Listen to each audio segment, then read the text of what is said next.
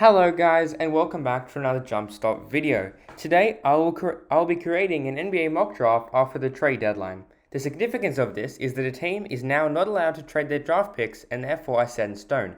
While obviously these picks will move around and we still have the draft lottery to happen, these picks are going to be like the rough framework of what we're going to see around the draft. So let's get into it. Today I'm going to be using this Fanspo website, which is a really good way to do your own mock drafts. I highly recommend doing it, and I'll put a link in the description if you want to use it yourself. I'm just going to make a pick for all teams winning the first round today, and I'm just going to use NBA order, of course, and the Fanspo draft board at the moment. No lottery, just number one, number two, continuous picks at the moment. Okay, so the first pick at the moment belongs to the Detroit Pistons, and you see Fanspo gives me this. Tell me who has the next pick, what are the positions, the players on the team, the next players, all the players, the cap situation, everything. So it's a really good website to use. Anyway, so most people do believe that Jabari Smith Jr. is going to be the number one pick in this draft just because of the spacing that he provides. But I believe that Paolo Banchero is the one that is going to be able to unlock the most out of this Pistons offense. You see that Cade Cunningham usually tries to set pick and rolls. He's already a good scorer creating for himself, but when he tries to create for others, pick and roll, make a 1-2 hit opportunity, most of his forwards, like you see, Sadiq Bey is more of a pick and pop guy, whereas he needs a more pick and roll who he can rely on to hit mid-range shots, roll to the hoop, finish whenever they can, and Cade can also finish with decency too. And I believe that Paolo Banchero is going to be the best running mate that he needs to be able to do this. Paolo is definitely going to unlock the most in the Pistons offense. And I believe that most Pistons fans believe that Paolo Banchero is the correct player here. He's averaging 17.2 points, 2.6 assists, and 8.4 rebounds on good efficiency. So I really believe that Paolo Banchero is this guy. He also adds a little bit to the defense. So I really believe that he is a Piston. Paolo Banchero is going to be a Piston. I believe that Jabari Smith might be the number one pick in a lot of other places, but I think that the way that Paolo Banchero and Cade Cunningham fit together is going to be very, very good. Second up here, guys, we have the Orlando Magic. Now, if we see here, the Orlando Magic obviously has a lot of young players down here. You can see. But I think this one's going to be a quick no-brainer, guys. They are going to select Jabari Smith Jr. out of Auburn. Jabari Smith Jr. is the best fit here, and he just provides immaculate spacing. You know, if we look here, he has averaging 15.5 points per game, 1.7 assists, 6.8 rebounds, 43.3 field efficiency percentages. But the thing that they don't show here is how much Jabari Smith can shoot. Jabari Smith is an absolute just sniper from 3-point range. He's shooting about 45% this season as a forward. So he's going to provide a lot of spacing here. He can be a good pick and pop, pick and roll guy. He can finish, but not as good, and he always tries his best on the defensive end. I think he's a better motor defensively than Paolo Banchero, who went number one in this draft, but I think that Jabari Smith Jr. is going to work well with Franz Wagner, who the Orlando Magic took last draft, and he's probably going to be one of the top 5 all-rookie first teams this year. And Jabari is just one of those players where you can tell that he's going to have that skill that can translate to the NBA. You know, shooting, everyone needs shooting in the modern NBA. It's all about spacing. And having a forward that can just shoot the lights out is everything. And I think that, you know, if Cole Anthony is obviously playing really well, and they need Jalen Suggs to perform better than he has been, but, you know, add a little bit of spacing, maybe he can do that, you know. Upgrade everyone's ceiling here. And the third pick belongs to the Houston Rockets in this draft. I think this one's a pretty no-brainer too. But if you go down here, you can see that the Rockets' point guards at the moment are John Wall and DJ Augustin, which is funny because none of them even play for the team. John Wall's playing and DJ Augustin just got waived yesterday. But the real problem I see, because they just play, where is he? They play Kevin Porter Jr. at the point guard. They play Eric Gordon a bit at the point guard. So they can just play a lot of these shooting guards at the point guard as well, handle the ball, developing growth for young guys down here. But a place where they really need depth is definitely the big man right over here. Usman Gruber is currently out with, I think he fractured his left wrist, and the Rockets recently traded Daniel Tice. I don't think Christian Wood is part of their long-time plan, so I think that the Houston Rockets here are going to go with a frontcourt buddy with Alperen Şengün, and they are definitely going to pick Chet Holmgren here. The Rockets are last in defense, and Chet Holmgren can definitely improve them in this. The Rockets were dead last in defense, man. They've been atrocious this season. Chet Holmgren, obviously, he can make a massive defensive impact. I don't expect the Rockets to be a bottom 10 defense in the league once they have Chet Holmgren. So the Rockets believe that they have their two guards in Jalen Green and Kevin Porter Jr. So I don't think they're going to go towards Jaden Ivey or Johnny Davis.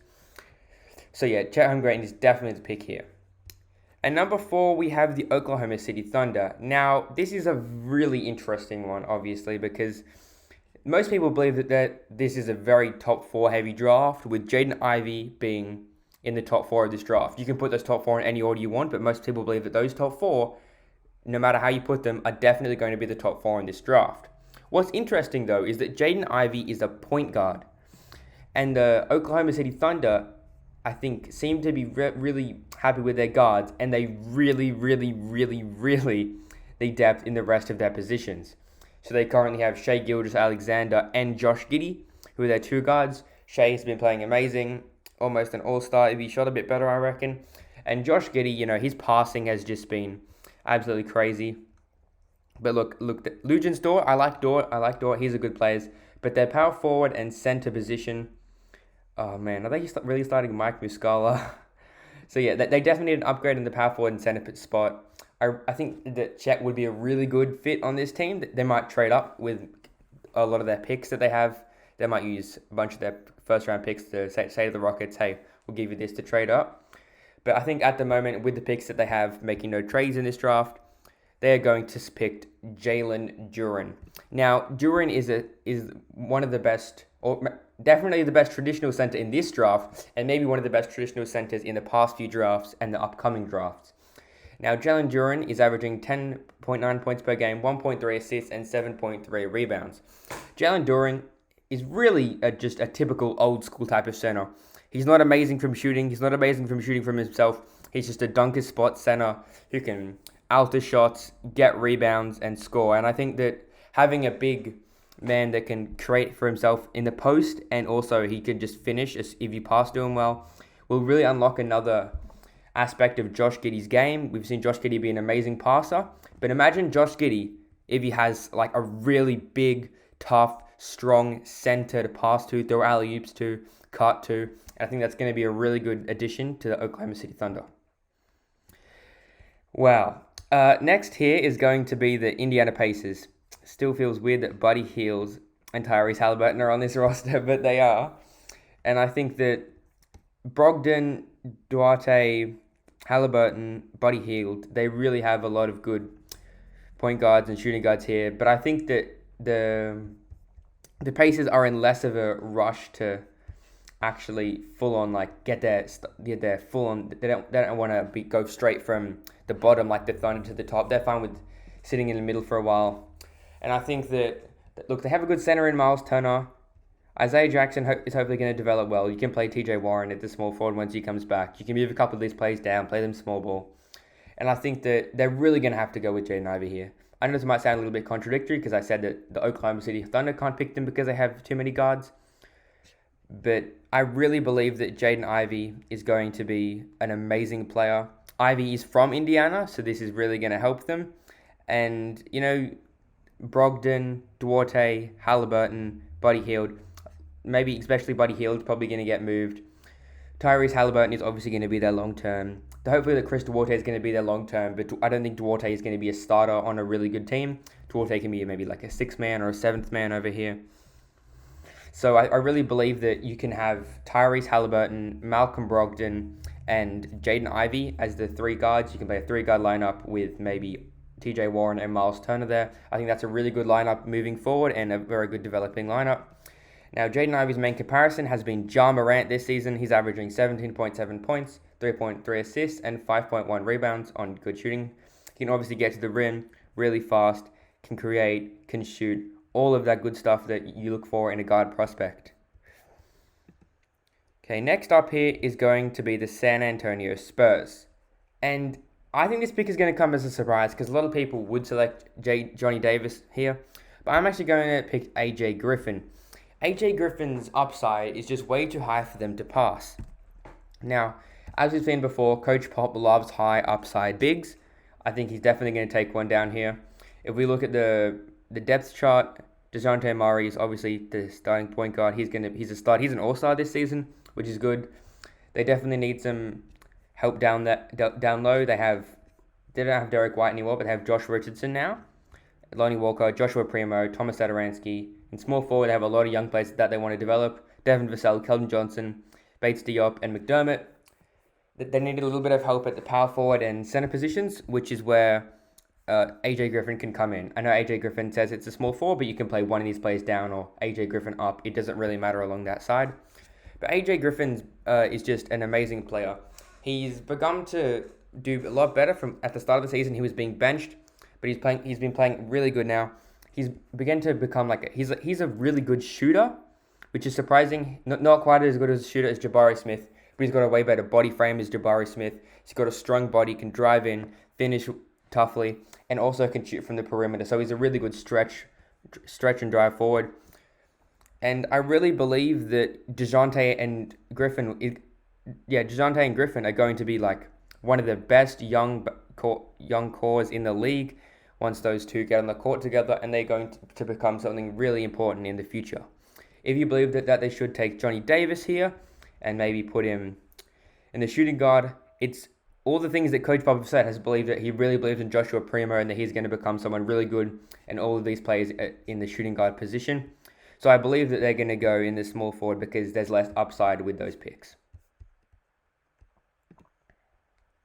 Next up, we have the Sacramento Kings.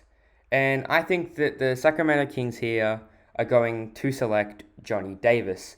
I think one of the unsung parts of the Halliburton trade is that the position the Kings are currently at in the draft, there are a lot of shooting guards here with Johnny Davis and Shaedon Sharpe. You can even go Jaden Hardy down here if you want to.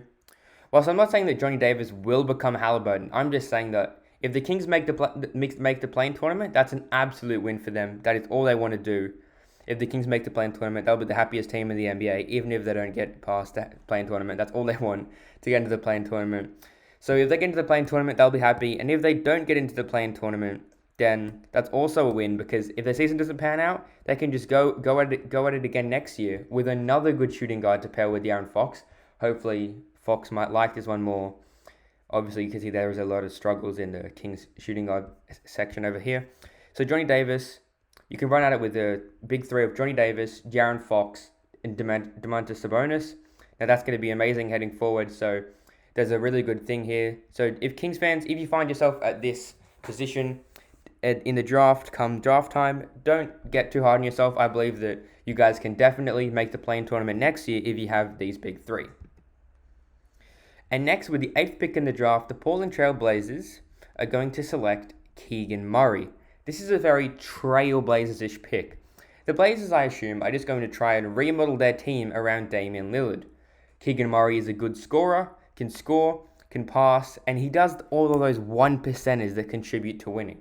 Like he jumps for a loose ball, he hustles, he steals the ball, and he's really improved as a shooter. He's shown that he can improve a lot with his game, and I believe that if he just keeps on improving with the grind with Damian Lillard, then he's going to be a really good player, and I think that they can really build around him and Dame. And also, you guys will see that the Portland Trail Blazers also have the next pick that they got from the CJ McCollum trade. So I think with this pick, they're going to select Shaedon Sharpe. So if you thought that the Blazers should have selected Shaedon with the last pick, then you're going to be in luck, because they have this pick. So Shaedon Sharpe has positional size. He's a good shot creator, and Sharpe, Dame, and Murray are going to be a really good scoring trio in the league. I think that you could pick Benedict Mathurin at this position, but I just feel like Keegan Murray is a really good pick for the Blazers. He can provide all that scoring. But Shaedon Sharpe, he hasn't officially declared for the draft yet, but once he does, he's going to be one of the most talented players in this draft, and I really believe that the Portland Trail Blazers are getting an amazing player here with the 9th pick. Now, number 10, the New York Knicks are going to pick Ty Washington. Ty Washington is one of those players where every single team in the late lottery is just hoping and praying that Ty Washington falls to their pick. And if you look down here, the Knicks desperately need a point guard. They have a couple good point guards, but, RJ Barrett is the main shooting guard. And they just need a point guard that can handle the ball and doesn't shoot contested jumpers like everyone else on the rest of their team. And I think that Tai is really good, the best player here. He's a good facilitator and a scorer. He has smooth mechanics and a quick release. He can pass, pick and roll with all of the Kings' good forwards. He doesn't take many contested jumpers as well, which is, again, as I said, a main thing that this Kings offense really needs to work on. Now, I think that the Washington Wizards are going to select Bennedict Mathurin. This is an ideal situation at 11 for the Washington Wizards. Mathurin usually wouldn't fall this far in the draft. If I did another mock draft and simulated the lottery, he probably would go a lot higher to a different team. But I believe that with the way that this lottery has panned out, I believe that Mathurin is definitely going to go at 11 here. So Mathurin is really good for the Wizards because he's everything that the Wizards need. He's athletic, he's a good slasher, he's a good finisher, and most importantly, he provides them with much needed defense. And he suits any sort of phase that the team is going in. So if the Washington Wizards decide to trade Bradley Beal and start to rebuild, he can be there as a young piece. If they try to push for the playoffs, push for contendingship, then Bennedict Mathurin can be another piece to add to their rotation. Next up is going to be the Memphis Grizzlies with their first of 3 first-round picks. This pick is from the Los Angeles Lakers, which is really surprising because no one thought they would be this bad. But I think they're going to pick Kendall Brown with this pick here. Kendall Brown is another perfect pick, and I think he's perfect, absolutely perfect for the Grizzlies. He's exactly what the Grizzlies need. He's a high motor wing, and he's good at playing in a fast-paced offense, which is really what the Grizzlies do. He can run down the court, throw lobs, good finishing in transition. And he's also a really good high motor defender, which is what the Grizzlies can definitely add. So I'm not expecting him to start or be like a really high upside 15 point per game player. I'm just expecting him to finish those in transition, pass well, and become a good defender and get some stops. Now, I think that the Atlanta Hawks here have a bunch of good options that they can go with, but I think they're going to go high upside and select Jaden Hardy. Now, Hardy has a lot of upside. He can pretty much shoot from anywhere, but the efficiency is going to be his main problem. But he still has amazing upside, obviously, because he can get to the shot anywhere. Similar to how Jalen Green has been playing this year, another G League Ignite guard. He can get everywhere. He has the potential. He can get everywhere. He's athletic. He can go straight to the rim. He's speed. He can step back. He can just pull up. But he needs to work on that efficiency and getting more of those shots in the basket. Hardy is a high risk, high reward pick, especially for the Hawks who are supposed to be like contending or trying to do well in the playoffs here. They might need to work a little bit of time to let Hardy develop. But I think that if this pick hits, Trae Young and Hardy frontcourt is going to be unstoppable. With the final pick in the lottery, the Charlotte Hornets are going to pick Marjon Beauchamp over here. I had to think about that one. But I think Beauchamp is the sort of player who won't take away from Charlotte's offense. Like, they have an amazing offense, like the number 1 offense in the league probably right now, but will also add something to their defense. Beauchamp is he's a hardworking player, and his skill set and body is growing every time he hits the court. He's just going to keep on improving. I think him and LaMelo would be a good fit personality-wise as well. He's a tough learner. He's just going to keep on trying his hardest to do the best for the team. Okay, here. So they're definitely going to take Marjon Beauchamp with that pick. Now, with the next pick, the Oklahoma City Thunder are going to select Patrick Baldwin Jr. Baldwin is perfect for the Thunder at this point in the draft. He's a forward, which is the perfect position that they have now begun to look for after taking Jalen Duren at number 4 in this draft. He's a high upside position, which is obviously really good for their rebuild. He's a great shooter who can perform much better when he doesn't have the whole offense on his shoulders like he does in Milwaukee this season. And he can create for himself and get crafty. Often with others, he can pick and pass. He's a really good playmaker and shooter as well. Now, I think that with the 16th pick in the NBA draft, the Houston Rockets are going to select Nikola Jovic. Now, Jovic is a very young and very skilled player, the two things that are most valued to the Houston Rockets at this point. Jovic is a great playmaker and has potential to be a great scorer. This pick sort of reminds me of Şengün going for the high upside international bigger prospect. Nikola Jokic obviously is 6'10" and is a small forward, so he has positional size, which can also show really high upside. And I think that if the Houston Rockets come out of this draft with Chet Holmgren and Nikola Jokic, they will definitely be winners. The next pick is going to be the Minnesota Timberwolves, and I have them selecting Dyson Daniels. Now, this is a really good pickup for the Minnesota Timberwolves, who don't need another alpha scorer. They already have D'Lo, Cat, and Edwards. But instead, someone who can get downhill and create. Dyson Daniels is a good finisher. He's from Australia. He's a good finisher. He can get downhill, just finish with a layup. He also can just pass, create to Edwards. And I'm not saying that he's going to be in their starting lineup straight away. Definitely not. But he can create for the second unit and be a good transition scorer. Now, I think next with the 18th pick, I think that the Spurs, with this pick that they got from Boston in the Derek White trade, are going to select Jan Montero. Now, if you look down here, DeJounte Murray doesn't have too much backup point guard. I think that DeJounte Murray is definitely their point guard of the future, but I think that they really want to trade. They really want to take a backup here.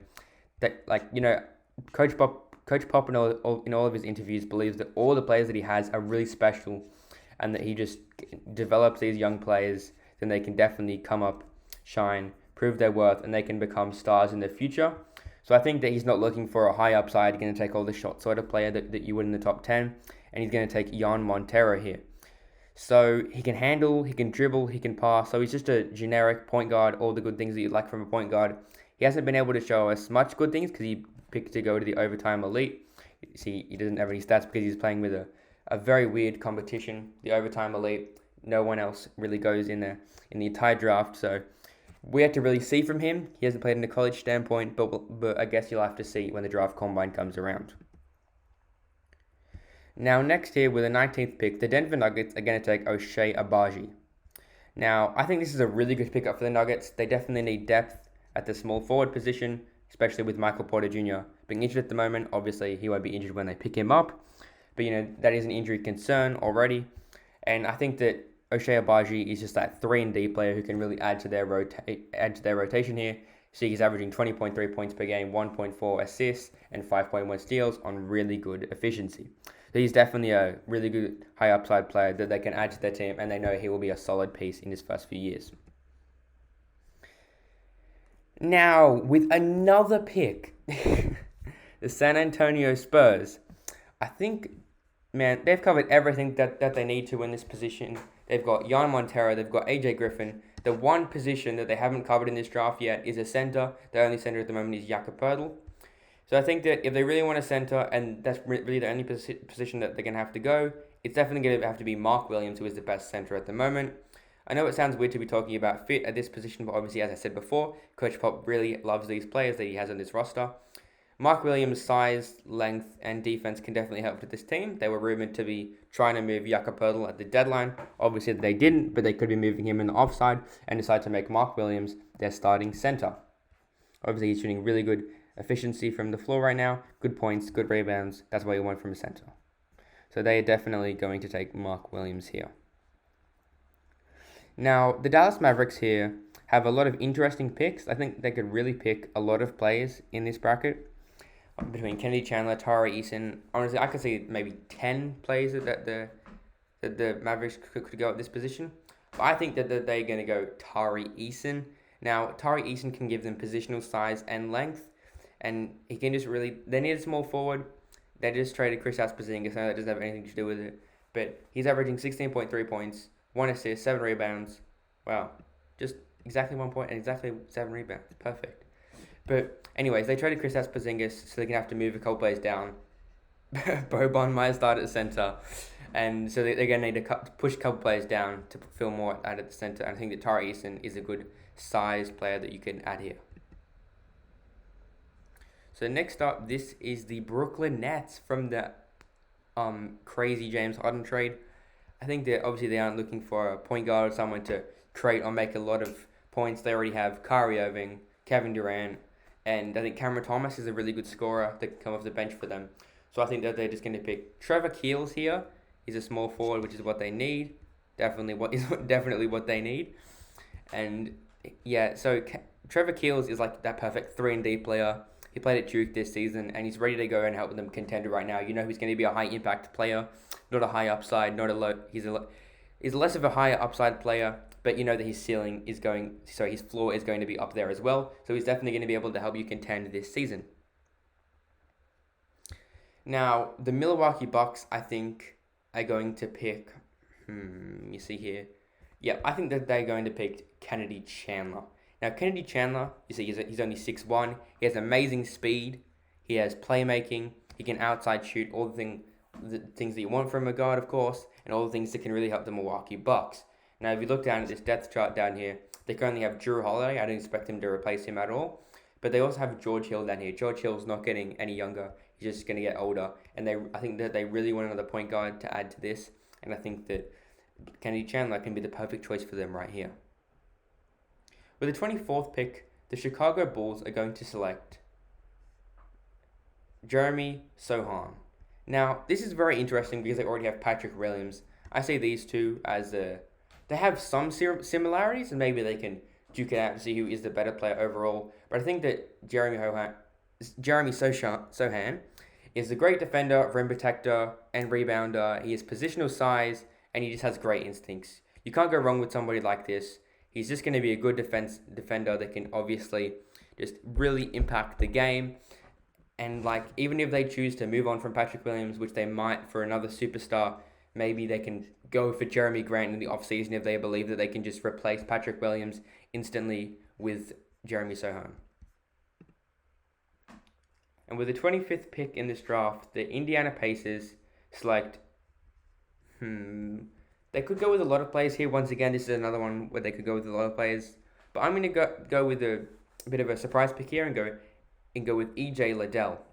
Now, he's physical, versatile, and he won't take minutes away from any key developing players, such as Halliburton, Ivey, or Turner, as most of the players that you could pick along here would.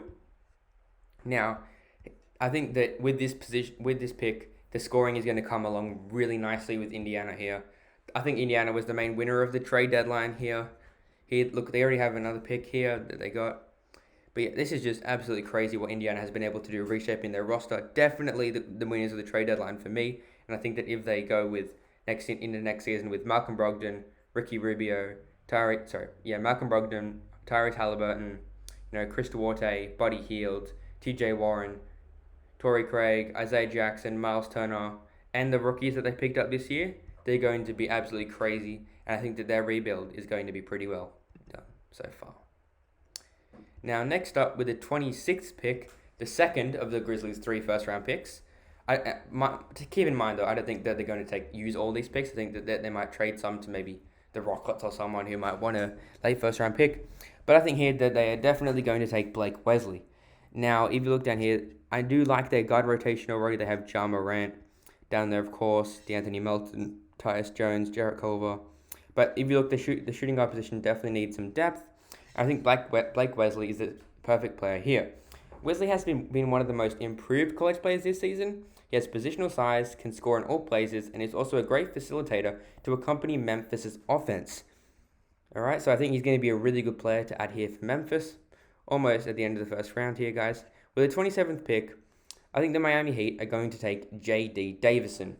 Now, this might be a surprise pick because the Kings just really want grit and grind, high defensive side players.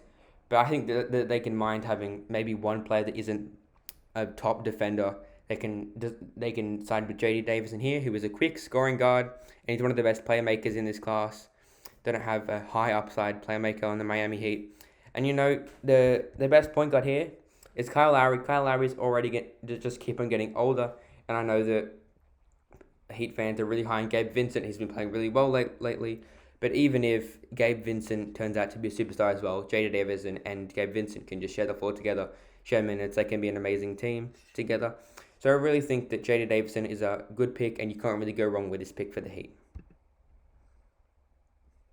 Okay, 28th here, guys. I think that the Memphis Grizzlies, once again, are going to select Wendell Moore here. Now, he has size, strength, athleticism, and can play multiple positions. And I think that Grizzlies have so many players at this point, if you go down here, guys. Look, they just have so many players at this point. And remember that they have all of these players plus the 3 players that they got from this draft. Although I think they're just going to take best player available, walk into the preseason and just having so many players and just have to decide. Obviously, they're going to have to cut some players, but they're going to have to start some players, give some players more minutes, give some players less minutes. But I think that it's really good that they just walk into preseason with as much options as they can, and hopefully they can be really good contenders next year. Now, I think that the Golden State Warriors here, obviously they do not need any more guards. Max Christie is probably my favorite player at this point to take, but they do not need any more guards at this point. But I think that Caleb Houston just fits really well in their offense, more shooting and more passing.